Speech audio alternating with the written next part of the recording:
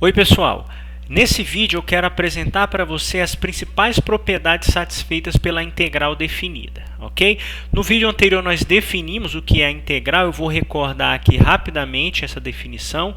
Então você pega uma função contínua no intervalo fechado AB, você divide o intervalo em n subintervalos de tamanho b menos a dividido por n, e aí em cada subintervalo desse xk menos 1 xk, você vai escolher um ponto qualquer xk estrela, constrói o que nós chamamos lá no slide anterior de soma de rima, que é uma soma como essa aqui, e o que nós afirmamos, né, no vídeo anterior foi que, independente da maneira como você escolhe esses xk estrelas, essa soma aqui sempre tem limite quando n vai para infinito. Esse limite não depende da escolha do xk estrelas, de modo que isso é sempre o mesmo número, e a esse número nós chamamos integral de a até b da função f de x dx. Isso é a definição da integral, né?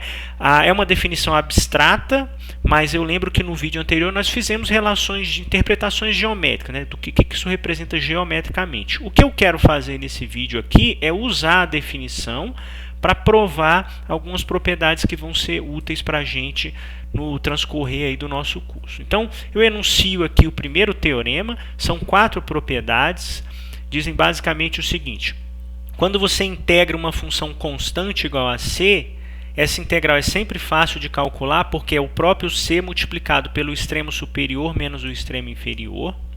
A propriedade 2 diz que quando você multiplica uma função vezes um número, esse c é um número, é a mesma coisa que integrar a função e multiplicar por c. Então, a integral de c vezes f é c vezes a integral de f. E, finalmente, essas propriedades 3 e 4 que dizem que a integral de uma soma é a soma das integrais e a integral da diferença é a diferença das integrais. Todas as demonstrações dessas propriedades são simples e seguem diretamente da definição. Eu vou provar só a 2 e vou deixar as demais para você, tá? Então, para provar a propriedade 2, eu vou construir uma soma de rima para a função c vezes f, que é uma soma desse tipo aqui. Perceba que a função c vezes f, ela faz o quê? Ela pega o xk estrela e leva em c vezes f de xk estrela. Agora, aqui, veja, isso é uma soma, o que depende de k aqui, o que está dependendo são essas coisas. Esse c, ele não depende de k, e ele está multiplicando cada termo. Então, quando você escrever a soma, você pode colocar o c em evidência, de modo que ele pula para o lado de fora do somatório. Fica c vezes o somatório. E agora é só passar o limite. Quando você passa o limite nesse somatório da esquerda, isso te dá, por definição, a integral de c vezes f. E quando você passa o limite nesse da direita, fica c vezes o limite dessa soma. Mas o limite dessa soma aqui, ó, por definição, é a integral da função. Então, a integral de c vezes f fica c vezes a integral da função. Tá ok? As outras 3 propriedades você prova exatamente da mesma maneira, tá? Não é difícil.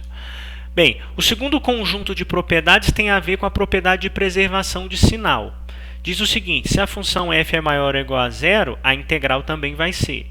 Se a função f é maior ou igual a g, então a integral de f é maior ou igual à integral de g. Tá legal?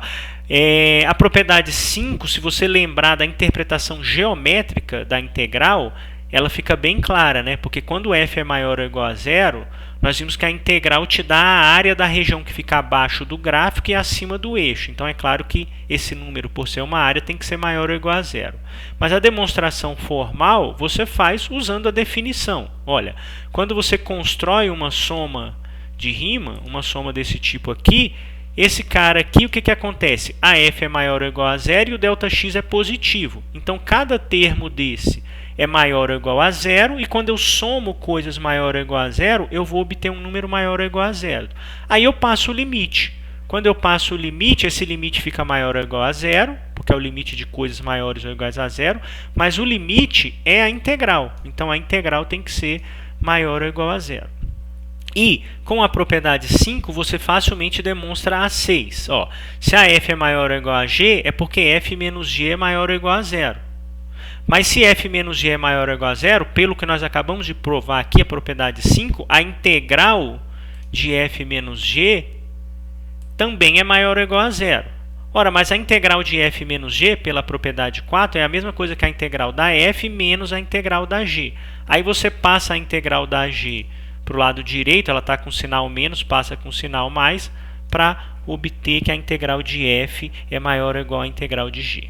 Ok? Muito bem. Terceira propriedade, muito importante, aditividade. A aditividade diz o seguinte: se você tem uma função contínua lá no intervalo, escolhe 3 pontos A, B e C quaisquer no intervalo, integrar de A até B, você pode fazer assim: integra de A até C, guarda o resultado, integra de C até B, guarda e soma as duas coisas. Então, isso aqui diz que integrar de A até B é o mesmo que ir de A até C e depois de C até B e somar os resultados. É como se você fizesse uma escala aqui no ponto C. Ok? A demonstração segue da definição também, só que ela é um pouquinho chata. Você vai ter que considerar todas as ordens possíveis do A, B e C. Porque eu não estou falando que eles estão ordenados, né? Pode ser que não estou falando quem é maior do que quem aqui.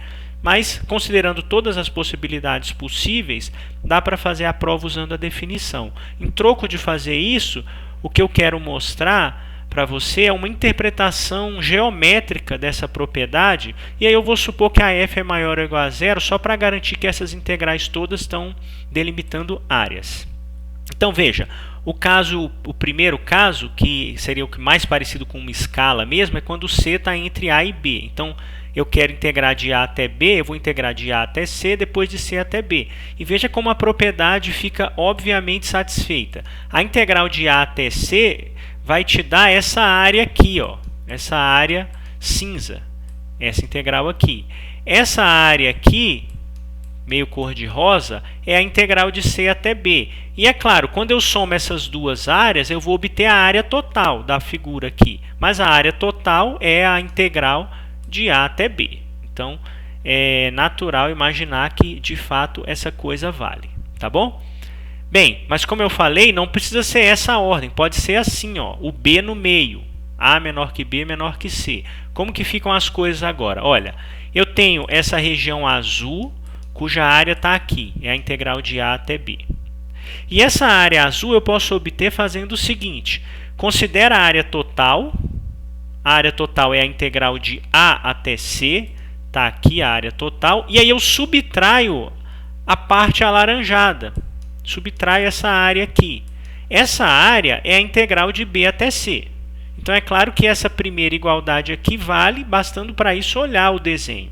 Agora, lembra o seguinte, a integral de B até C, por definição, é a mesma coisa que menos a integral de C até B.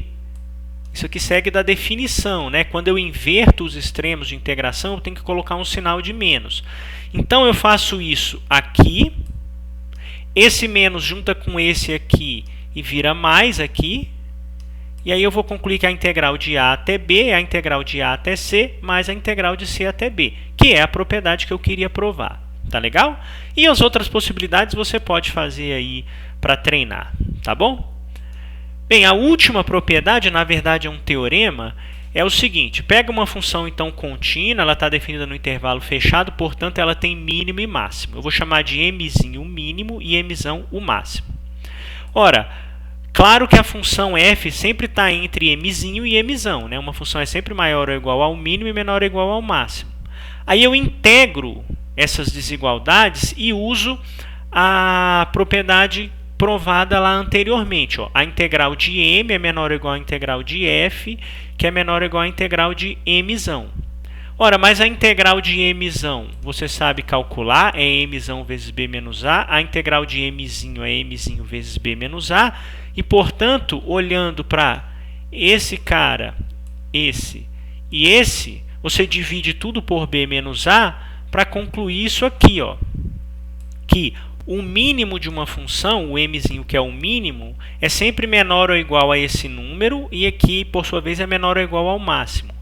Esse número aqui, pessoal, esse número aqui, ó, a gente chama de média de f.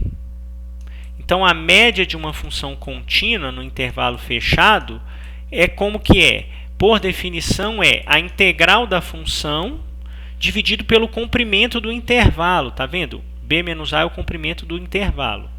E agora, veja, antes, né, o que essa caixa está dizendo? Que a média da função está sempre entre o menor valor dela e o maior valor, o que é óbvio, né? A média está sempre entre o mínimo e o máximo. Mas o que diz o teorema da média não é isso, ele diz uma coisa diferente. Olha como é legal.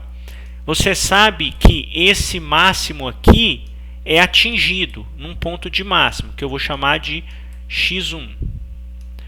Do mesmo jeito, o mínimo também é atingido.